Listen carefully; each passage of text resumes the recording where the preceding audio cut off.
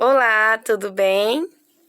Pessoal, a mensagem que eu quero compartilhar com vocês está no livro de 2 Samuel, no capítulo 11, e o versículo é 1 e o 2. Eu não vou ler para não ficar extenso o vídeo, então eu vou comentar o que fala nesse capítulo. Bom, em 2 Samuel, nós vamos conhecer um pouco da história de Davi. Inclusive, nesse versículo conta o pecado que Davi cometeu de adultério, né? Que o adultério com Betseba. Então, no versículo 1 e 2 diz assim, que era época de guerra, e Davi mandou o povo para ir para a guerra, né? No caso, os soldados dele. E ele acabou que ele não foi para a guerra. Ele decidiu ficar no palácio. E um dia, depois, já era tarde, ele se levantou do seu aposento e foi até o terraço. E lá no terraço, na varanda dele, ele se deparou com a Betseba tomando banho. E nisso, ele quis, possuir ela, quis ter um caso com ela, que aí resultou ao adultério, que é a história que a gente já conhece. Gente, meu cabelo não para. Vamos lá. E eu quero conversar com vocês um pouquinho sobre essa questão da distração de Davi. Então, a gente vai decorrer um pouco dessa história. Primeiramente, eu te pergunto, quem que é Davi? Davi era um homem de guerra. Davi era um guerreiro. Davi era para estar na guerra com os seus soldados, mas ele decidiu não estar. Eu quero dizer que nós somos os Davis de hoje. Nós também estamos em guerra, né? Nós estamos em guerra pela nossa família, nós estamos em guerra pelos nossos filhos, nós estamos em guerra por eles, não com eles. Essas pequenas palavras têm uma diferença muito grande, um peso muito grande.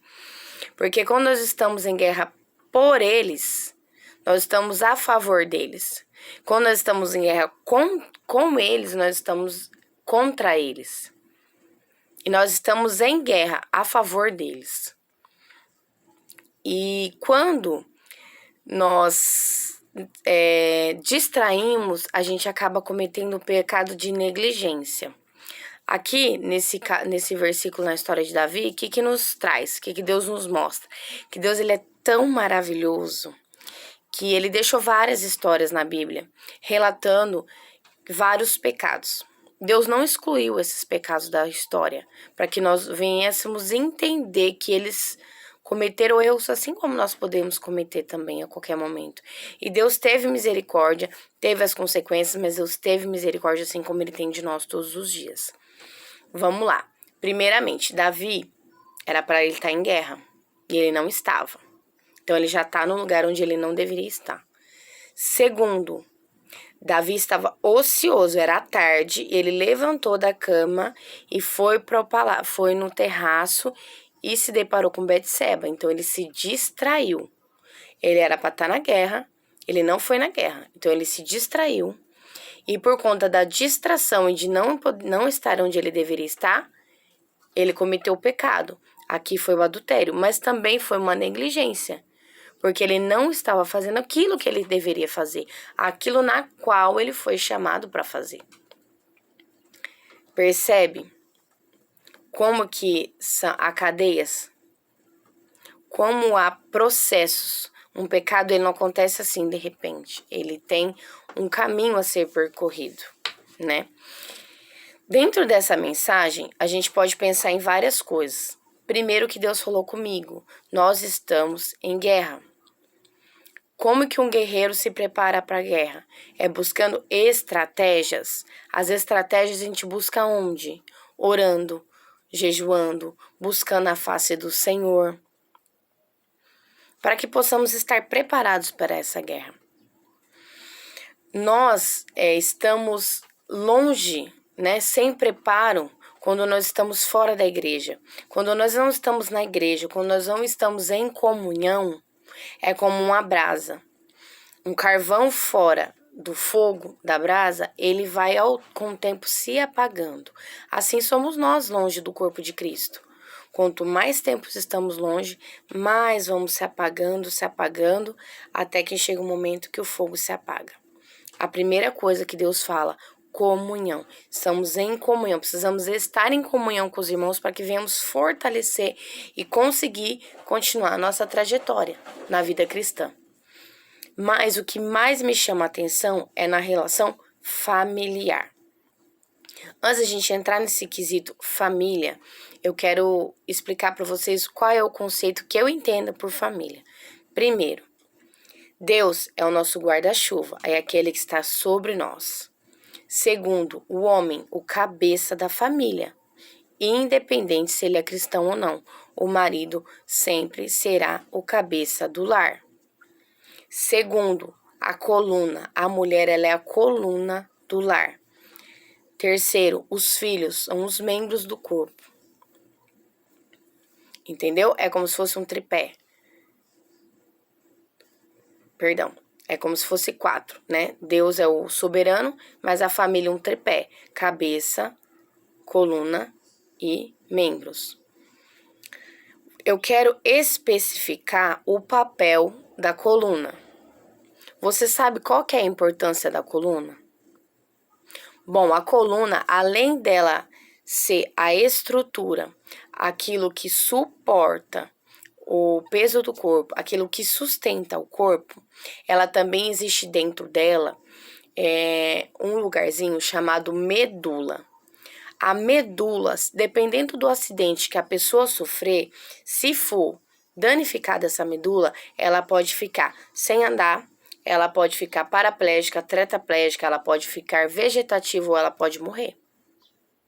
De tão assim delicado que é esse local dentro da coluna. Sem contar que a medula é dela que vem a mensagem para os neurotransmissores que manda para o cérebro para que a gente possa ter reações. Então, assim, a coluna é algo muito importante. Então, não existe mais e menos. Ambos são importantes para Deus, só que com papéis diferentes. O homem é a cabeça, o líder, a mulher a coluna que sustenta um corpo.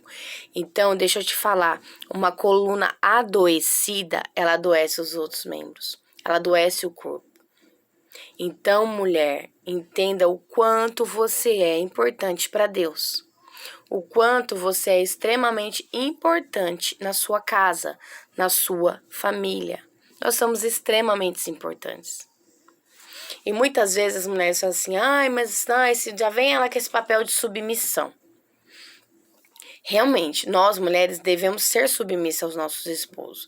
Mas isso não quer dizer que você precisa abaixar a cabeça para todas as coisas. Ser submissa é você respeitar o papel do seu esposo, que a palavra final sempre será dele. Só que isso não quer dizer que você não possa dar a sua opinião. E você, esposo, tem que também aprender de Deus que você precisa ouvir a sua esposa. Às vezes a sua esposa fala, não vai por aí, não é implicância. Pode ser o Espírito Santo colocando no coração dela, usando a boca dela para falar para você, não vá por aí. Mulher, nós temos um poder grandioso. Temos um poder assim que Deus colocou na nossa mão incrível de poder influenciar o nosso esposo com sabedoria. É com jeitinho que você fala com ele, é com carinho, é com amor, não é impondo, não é brigando, não é gritando, não é na força dos nossos braços ou no nosso gogó que nós conseguimos ganhar alguma coisa. É na estratégia de guerra, é buscando ao Senhor, pedindo para Ele nos dar sabedoria como falar, como prosseguir. Aqui em casa funciona o seguinte, quando nós temos que tomar uma decisão, eu sou mais analítica, né? Eu gosto sempre de colocar os pontos positivos, os pontos negativos e principalmente as consequências. Então eu falo pro meu esposo, a gente tem caminho A e B. O A vamos ter tal consequências, o B vamos ter tal consequência. Se o meu marido decidir por A, mas eu achar que o B é necessário, a palavra final é dele. Só que ele já tá sabendo das consequências de ambas as escolhas. Lógico que eu vou ficar triste, eu vou ficar frustrada, eu posso até fazer biquinho, mas eu não posso discutir, eu não posso brigar, porque a opinião é dele. E se você, mulher, perceber que o caminho que ele está levando vai dar ruim, o seu papel não é discutir, não é convencer ele, não é enfiar a goela abaixo que ele está errado, não. O nosso papel é dobrar o nosso joelho, orar, buscar a face do Senhor e falar: Deus, coloca sabedoria na cabeça desse homem. O papel de convencer é do Espírito Santo, não é sua. Então, a gente tem a péssima mania de querer assumir papéis diferentes que não nos cabem. O seu papel não é convencer ninguém. Esse é o papel do Espírito Santo. Guarda essa chave aí pra você. Outra coisinha. Eu vou fazer 9 anos de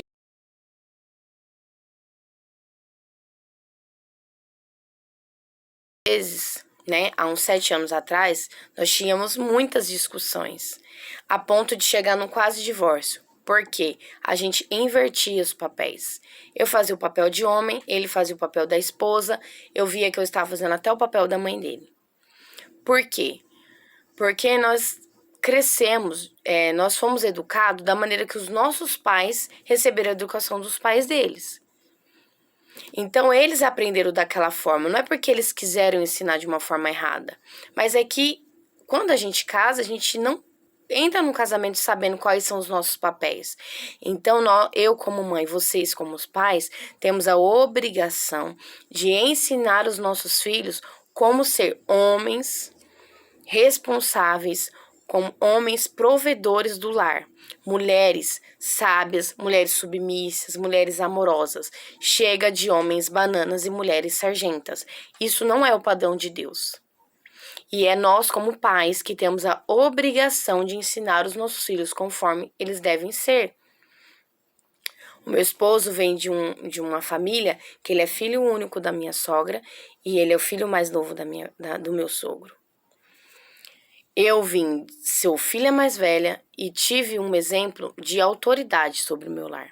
Então, deu choque.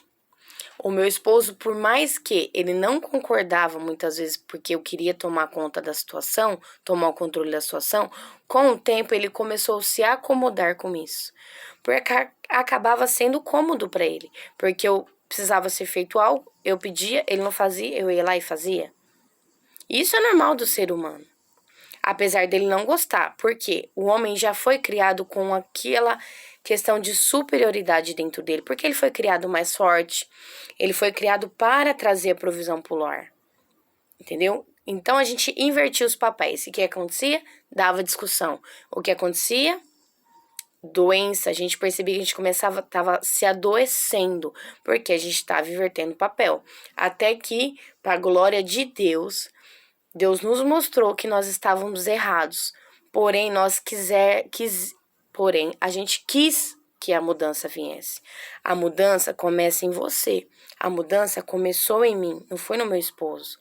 Quando eu decidi me posicionar como mulher, coluna do meu lar, estando feliz por estar onde Deus queria que realmente eu estivesse.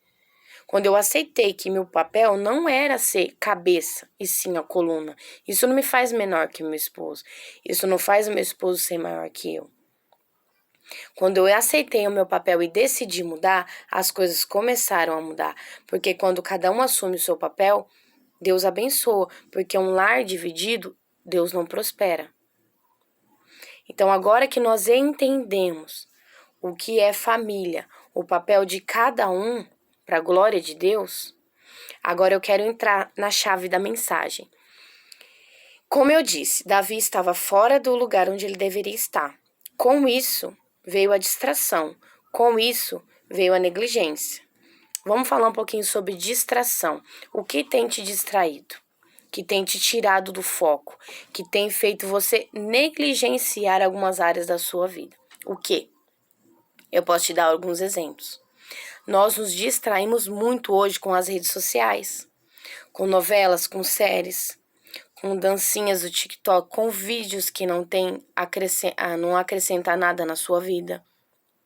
Isso é distração. Muitas vezes a gente se distrai com essas coisas e deixa de fazer aquilo que Deus nos chamou para fazer. Isso é um tipo de distração. Mas pode ter outros, que o Espírito Santo venha traduzir ao seu coração. Nós negligenciamos, eu agora vou citar algumas áreas da nossa vida, alguns exemplos na qual nós negligenciamos.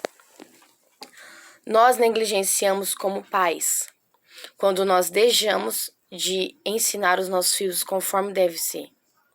Nós negligenciamos, como pais, os nossos filhos quando nós não temos tempo de qualidade para eles. Porque existe uma grande diferença em criar filhos e educar filhos. Criar, qualquer um cria.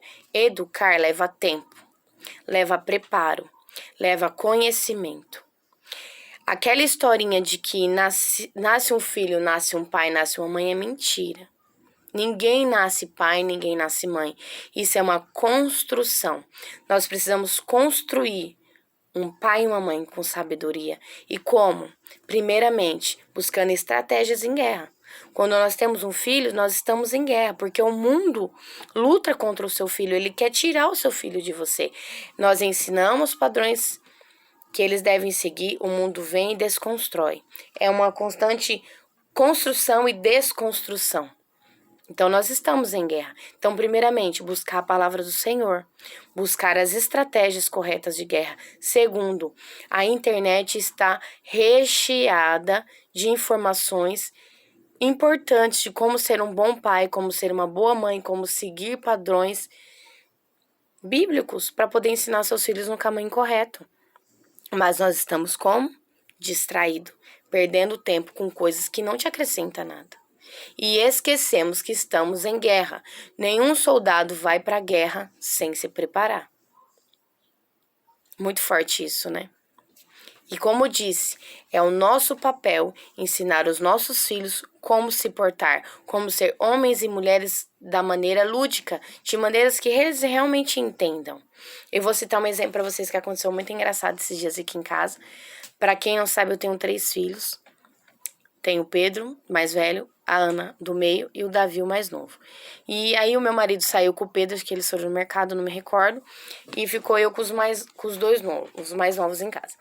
De repente, apareceu um bichinho em casa, pequenininho, e como o Pedro, esses tempos atrás, foi picado por um bichinho que queimou, nem lembro o nome do bichinho, e as crianças falou que é capturana, e tudo que qualquer bichinho agora é capturana. E aí, dali a pouco, apareceu esse bichinho, o Davi gritou, mãe, uma capturana. Aí eu peguei e falei assim, Davi, pega o chinelo lá pra me matar. Aí ele falou, não, eu mato, mãe. Aí pegou o chinelo e pá, no bichinho. Aí eu peguei e falei assim, parabéns, você cuidou das princesas, né? Falei, agora pega um papelzinho, a mamãe vai limpar. Aí ele, não, deixa que eu limpo. Ele pegou o papelzinho, tirou o bichinho, jogou no lixo. Aí a Ana falou assim, isso mesmo, Davi, você tem que cuidar das meninas porque nós somos mais frágeis. Aí eu peguei e falei assim, Ana, realmente, Deus nos criou frágeis, dóceis, porém, nós também somos corajosas, nós também somos fortes. E quando os meninos não estão, nós também matamos os bichinhos. Nós não precisamos ter medo. Mas quando eles estão, a gente deixa por eles. Então, isso foi tipo um start que Deus me deu no momento. Por quê? Nós não podemos ir de um extremo para outro extremo. Ah, a mulher também não pode fazer. Tadinha, a mulher também é corajosa. Mulher também consegue. Mulher também é capaz.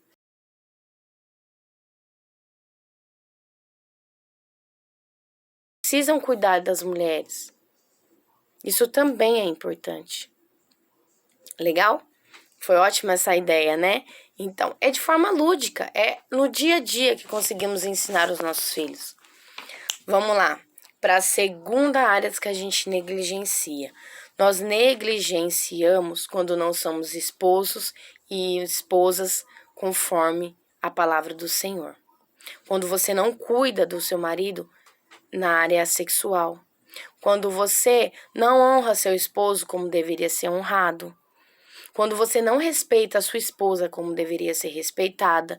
Quando você não trata a sua esposa como uma mulher que deveria ser tratada. Isso é negligência. E por que a gente negligencia? Porque estamos distraídos. Estamos focados nos padrões do mundo. É necessário desconstruir tudo aquilo que a gente absorveu. Nós, como crianças, somos esponjas. Nós vimos situações, comportamentos e absorvemos aqueles comportamentos e repetimos ele. Não é muitas vezes o que as pessoas falam para uma criança que ela aprende, e sim no que ela vê. Então a gente aprende uma forma errônea de como se lidar no casamento. E repetimos isso. Então está na hora de desconstruir para construir o novo. Então, nós somos negligentes quando não somos bons esposos e boas esposas. Como eu já citei no começo, né? Se o seu esposo vai tomar uma decisão, não é no gogó, é na oração. Aí você pode me dizer, mas meu esposo acessa pornografia. Meu esposo bebe, meu esposo não é cristão. E você? Qual é sua parcela de culpa? O que você tem feito? Porque a gente gosta muito de apontar o erro do outro. Eu quero te dar um recado. O pecado do outro não é maior do que o seu pecado. Para Deus, ambos têm o mesmo peso. Que nós venhamos hoje aprender a olhar com um olhar de misericórdia para o próximo, assim como Deus nos olha todos os dias. Todos os dias, Deus nos olha com um olhar de misericordioso. E se for preciso, Ele nos perdoa todos os dias pelo mesmo pecado. Falta de vergonha na nossa cara, se tiver que acontecer isso. Mas se for preciso, Ele nos perdoa. Por que você não perdoa o seu esposo? Vamos buscar, vamos orar, ajuda ele de alguma forma. Entendeu? Vamos começar a olhar para eles com um olhar de misericórdia.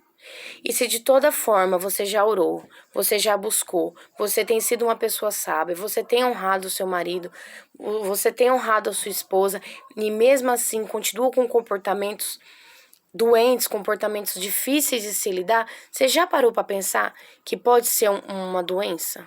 Que pode ser um transtorno de personalidade? Hoje é comprovado que 80% da população sofre algum tipo de transtorno. Não é pecado você procurar uma ajuda terapêutica. Não é. É essencial. Se tá difícil, se não tá tendo uma boa comunicação, será que ele não é narcisista? Será que ele não tem TOD? Será que ele não é bipolar? Será que ele não tem borderline? Isso é algum dos transtornos, existe vários. Um conselho, busque um terapeuta cristão que vá orientar vocês nessa caminhada e direcionar vocês. A cura, muitas vezes, está através de uma terapia, está através de um medicamento.